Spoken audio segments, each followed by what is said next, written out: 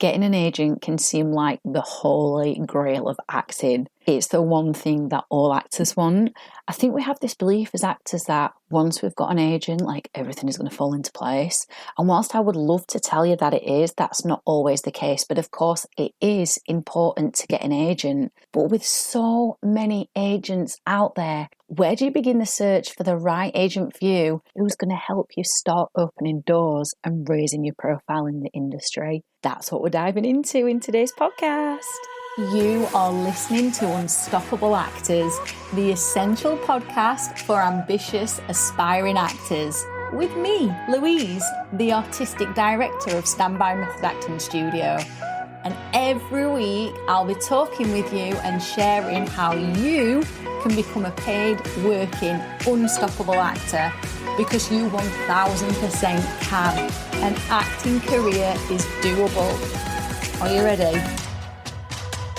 Today's episode is sponsored by Total Character Immersion, Standby's brand new, best ever yet online method acting training that is loaded up with 5 nuclear strength character development modules to take you from stressing about how you'll ever connect to the character to actually living through each role with ease.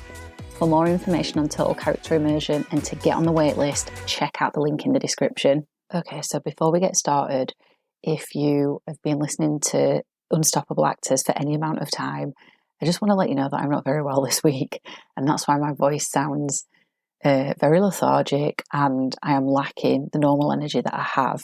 If you're new to the podcast, it is still going to be value packed, so don't let my husky, is that the right word? Husky voice put you off. So let's get started then, because applying for agents can be an absolute minefield. What prompted me to even record this podcast episode is a question that came in from Tom on Twitter. And if you don't follow us on Twitter, then just go to @StandbyMethod and give us a follow on there. Tom said, "Hey, I'm currently seeking representation and I'm researching agents to contact. It's like a minefield trying to find one that would suit me. I don't just want to blanket email on a whim just to be represented. I want someone to work alongside and not just be another number." So that's why I am recording today's podcast episode. And before I dive into this, firstly, I just want to say congratulations, Tom, on firstly recognising that you don't want to be blanket emailing people. You don't, because it's a waste of time and energy. And for most of you listening to this episode, acting is not your full-time job at the minute. You are doing other things, you have other commitments to bring in money. So that means that your time and energy and resources are limited right now. And sending out blanket emails is just a waste of time and energy. So congratulations on acknowledging and recognising that. And the other thing that I really love that you've recognised is that you don't just want to be another number. I mean, there are plenty of agents out there where their books are just filled to the rafters and there's like hundreds of actors on them. But really, the actors that they're going to be looking out for and looking after are the ones that are bringing in the consistent income. So you don't just want to be a number, because if you're new to their books, obviously you haven't brought them in any income. So chances are, after an initial spurt of energy and excitedness about you being on the books, then you're probably going to get put to the back of the queue. So let's dive into this then. Finding agents, firstly, finding them to apply to is so bloody easy. I get asked this all the time, like, "Louise, can you help me find an agent? Where can I find agents?" Like, that is not even challenging. You can look on Google for agents. You can look on Mandy.com for agents. You can look on Twitter. You can look in the Actors and Performers Yearbook. The information is readily available out there. Like Tom mentioned in his tweet, there's so many agents, so finding them is not the problem. The problem is finding the one who is actually going to help you raise your profile, is actually going to help open doors for you. And a good agent will do that. Who to apply to is actually the question, not where can I find these agents. So first of all, don't apply to all of them. I've already mentioned this, but do not apply to all of them. It is not going to serve you. And in all honesty, you're going to get a lot of no's. You're going to get a lot of no's anyway, But if you're just throwing anything at the wall and hoping something sticks, you're going to wind up feeling really demotivated and really down. And, depending what your motivation levels are like, the rejection does get on top of us all. Like, we'd be liars to say it doesn't. Even the most motivated people in the world can still, get sucked under by rejection. So just don't even bother applying to every and any agent at all. Just stop yourself from doing that when you feel the urge to do it. The first thing you've got to consider is, what type of acting career do you want? So when you imagine yourself being an actor, what do you actually see in your imagination? What are you envisioning? You need to get a really clear vision first, because not all agents can cater to your vision. I know so many actors put agents on pedestals and think they are the be-all and the end-all. And I am not saying they don't work hard, because they bloody well do.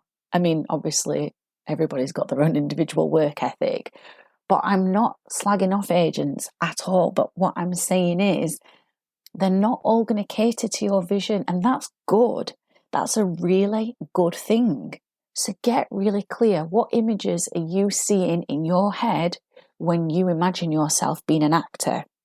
And once you've got clear on that, get it down. Like, I would highly recommend having some sort of document, whether it be a digital document on your laptop, or even in your notepad in your phone, or even in a notebook, like the good old pen and paper old-fashioned way, which is what I prefer. That's what I do. I write things down.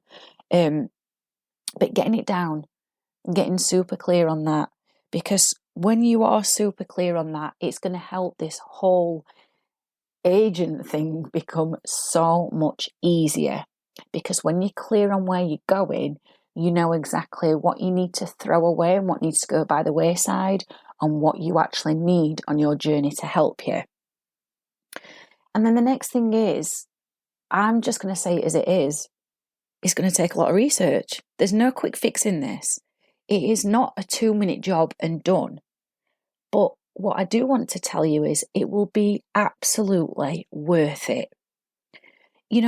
One of my students in particular, who I can think of, he's gone through a lot of agents,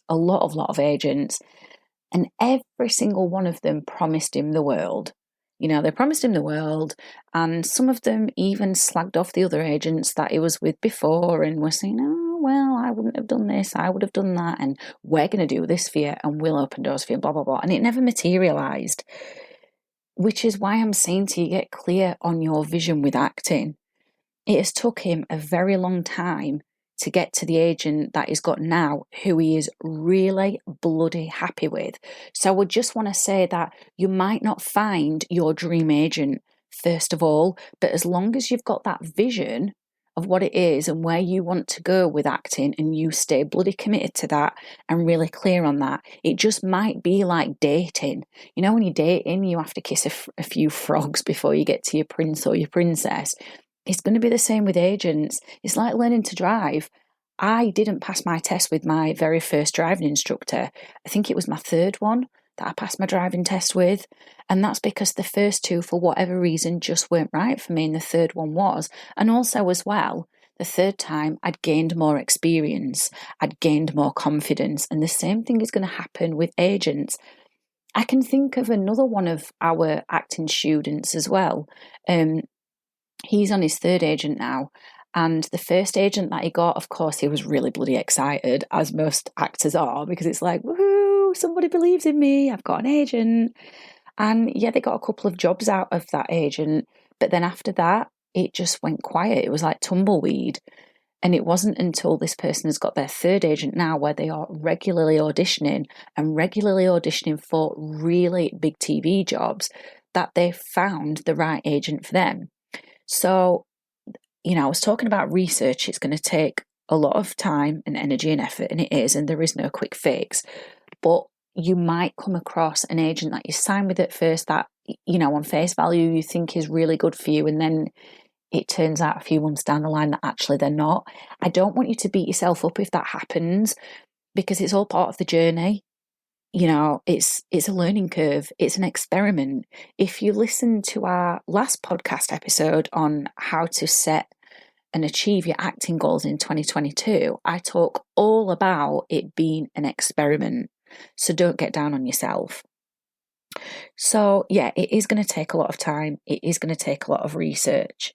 And we already know that the information on agents is out there. But what I want you to consider before you even start researching agents, before you even start applying to any, is what would you actually value in an agent? This is so important. Don't put agents on a pedestal. I'm sure they wouldn't want you to anyway. They are human, just like you. They are trying to earn a living doing what they're passionate about, just like you. But what would you value in an agent? For example, would you value someone who follows up submissions on Spotlight? Would you value someone who regularly communicates with you? Would you value transparency from an agency? Or, there are many other things that you could value in them. That's just a couple of ideas to get you started. In this document, which I highly encourage you to create, whether it be the digital one, like I said, or the one in your notepad on your phone or in a notebook, write down what you would actually value in an agent first and foremost. Because now you've got your vision clear, and now you've got what you would value really bloody clear, because you've got it out of your head and written down. It's going to make the research less time consuming. It really is. And then the next thing is, what would be a red flag for you with an agent? Obviously, agents are humans like me and you. They're not perfect. And all agents have got different levels of experience.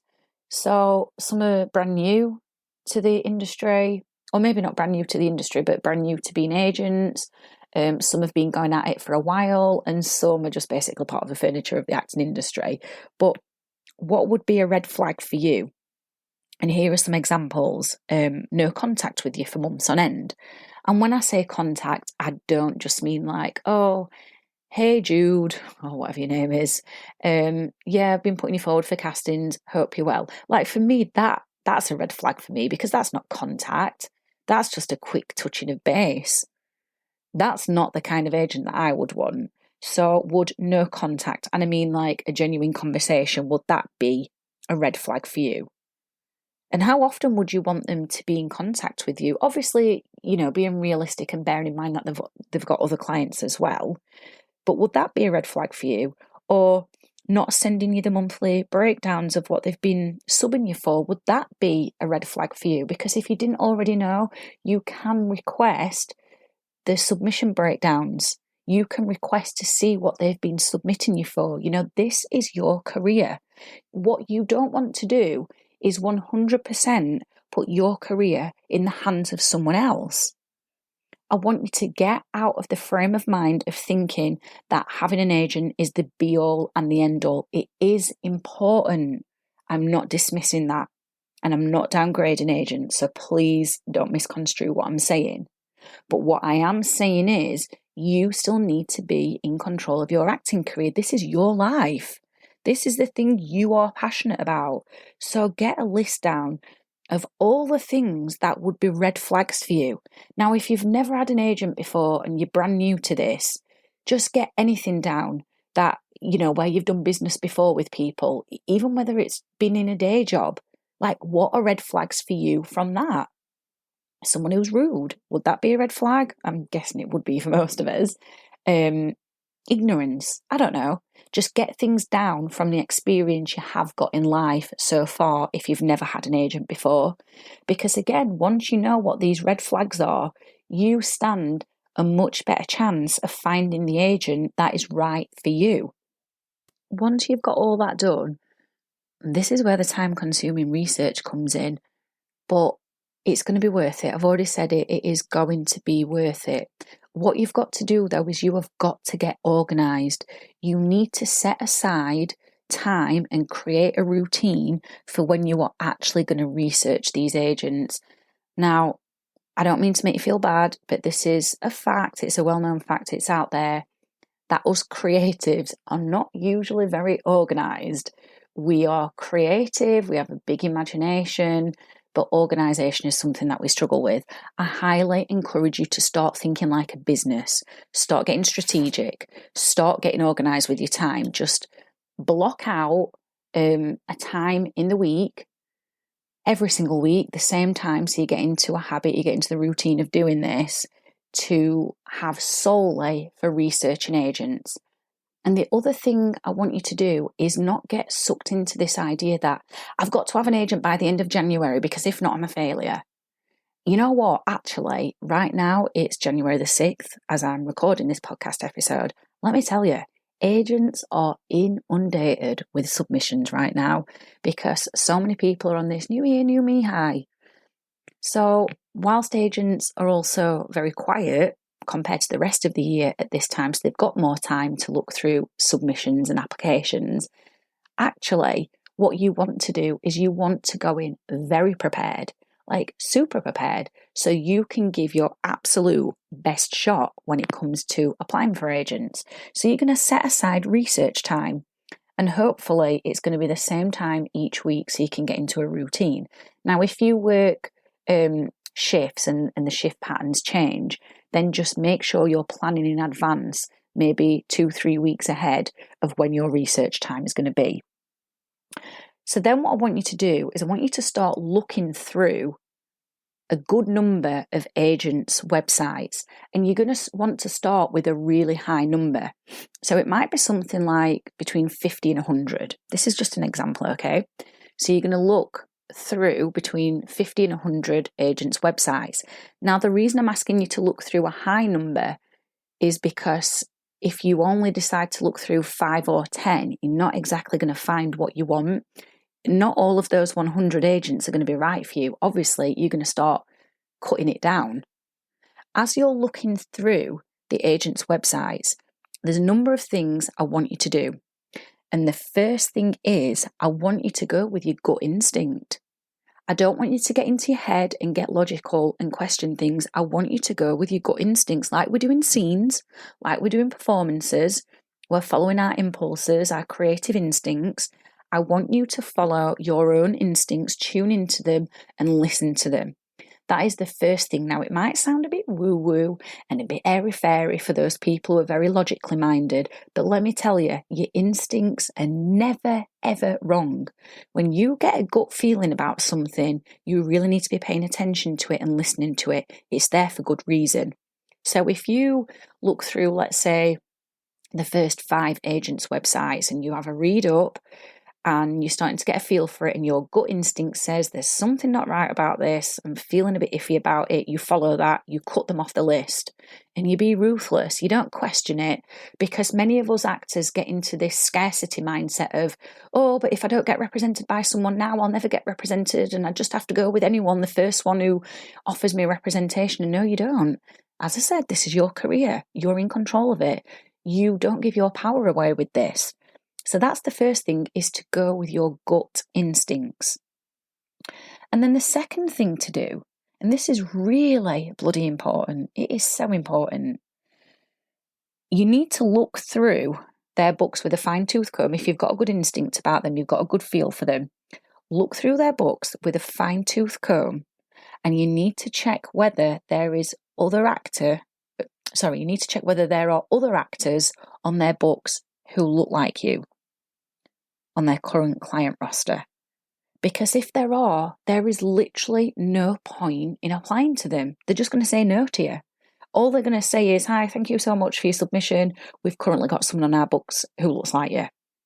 And if you keep hearing that time and time and time again, it's going to demotivate you eventually. Now, I know many of you are very, very motivated and you're going to do everything you can in your power to get the right agent for you, but you just don't even want to be exposing yourself to more of that when you don't need it. So check whether there is anyone on their books who looks like you. And that could even be something as simple as, oh, I'm from Rotherham, let's say, which is a small town in South Yorkshire, and they've got someone on the books from Newcastle. Now, for those of you who are outside the UK, Newcastle and Rotherham are nowhere near each other. They just both happen to be in the north of England. But for an agent, that might mean that, oh, we've got our token northerner. Doesn't matter that they're from Newcastle, got a completely different accent, and, you're from Rotherham, different part of the country, completely different accent. The Newcastle actor is their token northerner. So even take into account things like that. I mean, by all means, if you want to experiment with it and you want to apply for them anyway, because maybe they've got someone from Newcastle who's got blonde hair, blue eyes, and you've got brown hair, brown eyes, but you're from Rotherham and you want to experiment, then by all means, go for it. But just be aware that they might turn you down on that basis by saying we've already got someone on our books like you. Not necessarily that they look like you, but like you, so similar to you.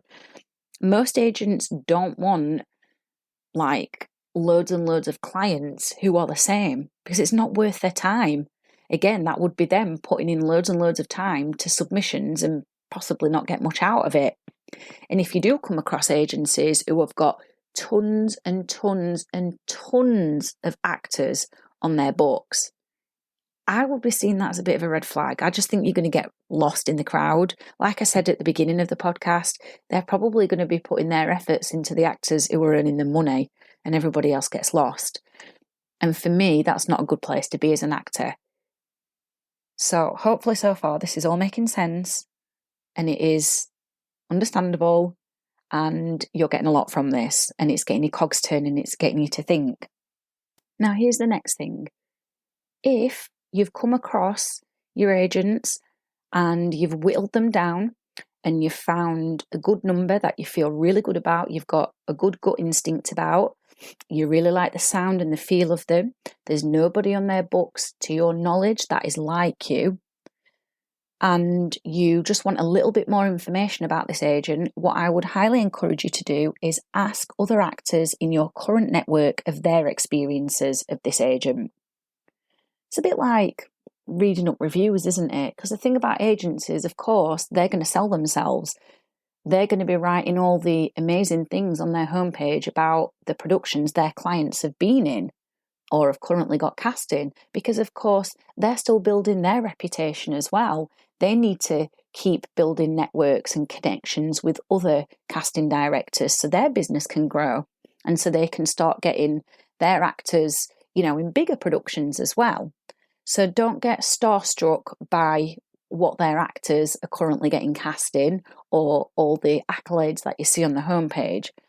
You can go and ask actors in your current network of their experience of these agents, if you know anyone who has been represented by them in the past. I always feel like that's a really good way to get insider information, because now you're seeing what's beyond the website.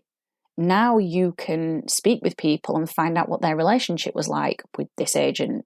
And obviously that's, it's quite subjective because how the actor interacts with the agent obviously plays a part in this. But, let's say you speak to 4 people who were all saying, you know what, the agent was really, really lovely, but didn't really answer my emails on time. It took them 7 days to reply. Or I would ask for my casting breakdowns for that month and it would take me 3 emails to chase them up and I'd get it 2 months later. If 4 actors are all saying the same thing and then you go and check your list of red flags and one of them is not responding to things not straight away, but in a decent amount of time, then you can go, okay, actually, that agent is probably not going to be right for me. And again, you might think, oh yeah, but Louise, don't I just need to apply for as many as possible and then hopefully one will say yes to me? And the answer is no. No, because even if they did say yes to you, are you going to have a good time with them? Are they actually going to help you get your foot in the door? Are they actually going to raise your profile? Probably not. This is why you need integrity as an actor. So that's the other thing I would suggest, is asking actors in your current networks for their experiences of this agency. And by the same token, if you get 4 actors or 3 actors or 2 actors, whatever, all saying, do you know what, they're a really, really, really lovely person. They would set up meetings with me once a month just to check in with how I am, make sure we're both aiming for our business goals or whatever, then that is probably going to be one of the things that you would value in an agent, I'm guessing. So that is a tick. Yeah, actually, I am going to apply to this agent because I'm hearing good things from a few different people. Now, if you're quite new to the industry and maybe you don't have any networks at this current moment in time, don't let that put you off. You need to start building them up. So what you could do is you could come and join some of the acting Facebook groups. We've got one called Unstoppable Actors. You could come and join that, or any of the others, and you could pop a post in there and you could ask people in there, do they have any information on these agents that you've whittled down onto your shortlist? And you could get information from there. So don't ever let an obstacle stand in your way. Find a way around all of the obstacles. Now, the next thing is that agents want to know whether you can act. It is as simple as that. Can you act? I know us actors can be harsh on ourselves and we can beat ourselves up about our performances, but ask yourself objectively, can you act? Is your acting at a good place right now? Is it at a good standard? Because the thing that you've got to remember is right now you don't have the profile of Denzel Washington, Viola Davis, Tom Hardy, Leonardo DiCaprio, Al Pacino, whoever your acting inspiration is, you don't have their profile right now. So you have to make sure that you can act. It is what they are after. We have a saying at Standby, which is the craft first for long-term success.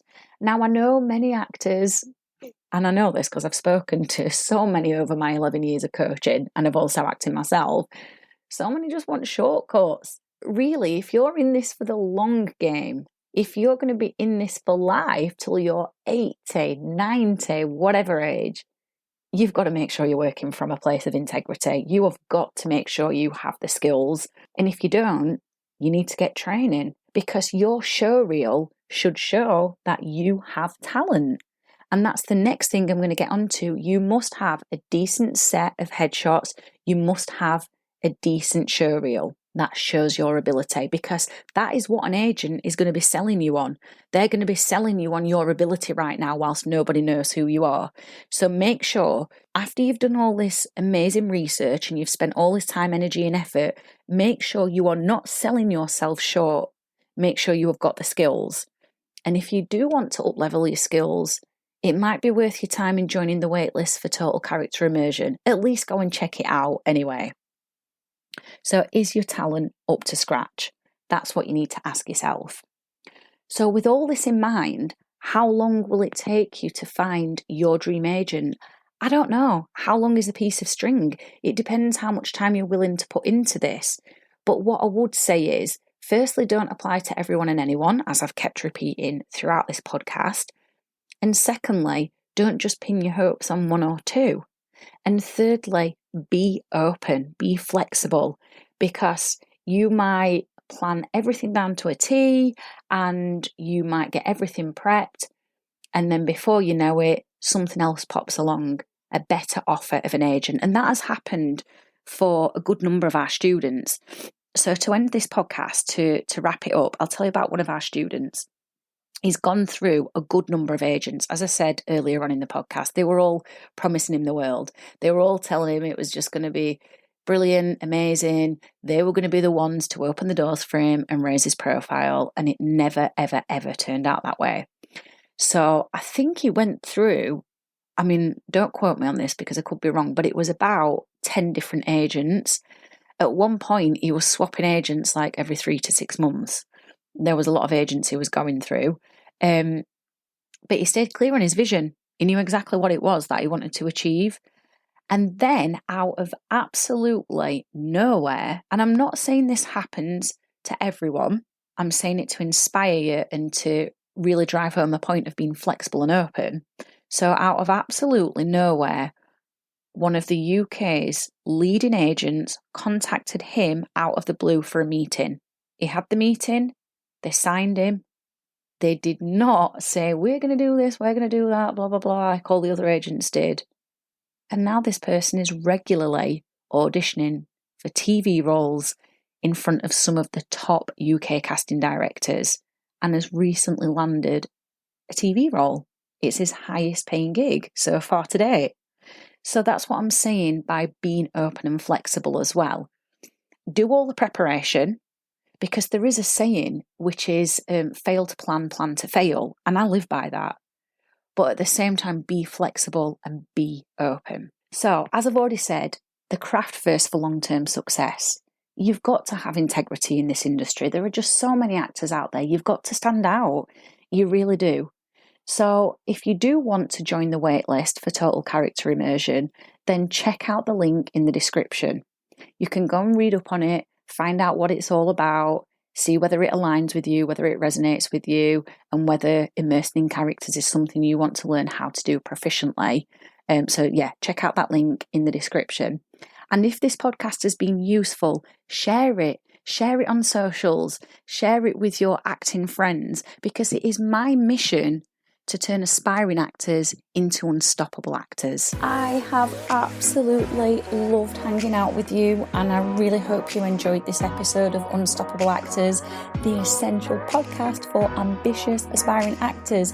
Now, if you did, I'd really love you to subscribe so you never miss an episode, and leave a review. And if you would like weekly injections of inspiration, you'd like mini method acting challenges to keep you making progress with your dreams, come and join the most supportive acting community online by clicking the link in the notes to help you become an unstoppable actor.